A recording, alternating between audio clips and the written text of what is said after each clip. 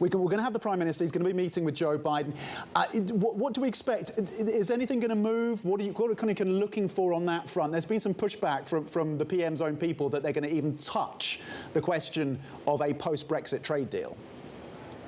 I think the post-Brexit trade deal is certainly a long way off at the moment. Watch out for artificial intelligence.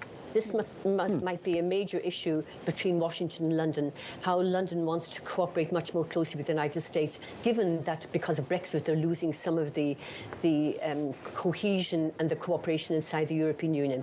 And of course there's Ukraine.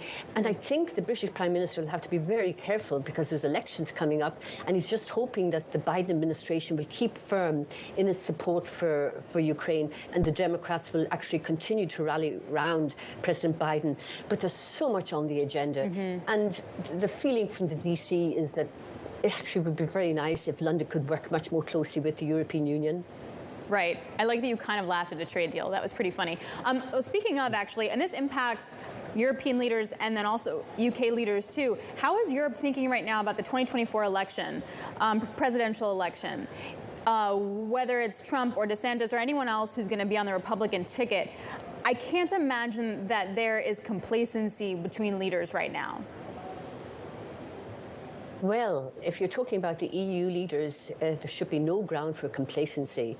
The T word is so dreaded in Europe, but actually the Europeans lost 4 years under the Trump administration.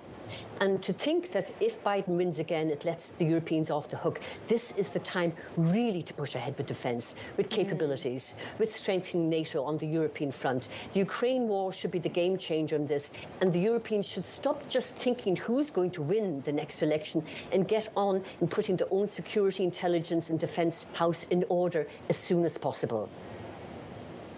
I mean, ironically, that is the kind of line that Trump was pushing for, wasn't it? That Europe needs to do more of the heavy lifting in terms of military and defence. When you think, Judy, about what's happening in China, how deep are the gaps, do you think, between Europe, between Brussels and DC when it comes to the question of China?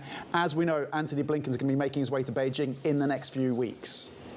I think there would be a big relief that Antony Blinken will be going to Beijing.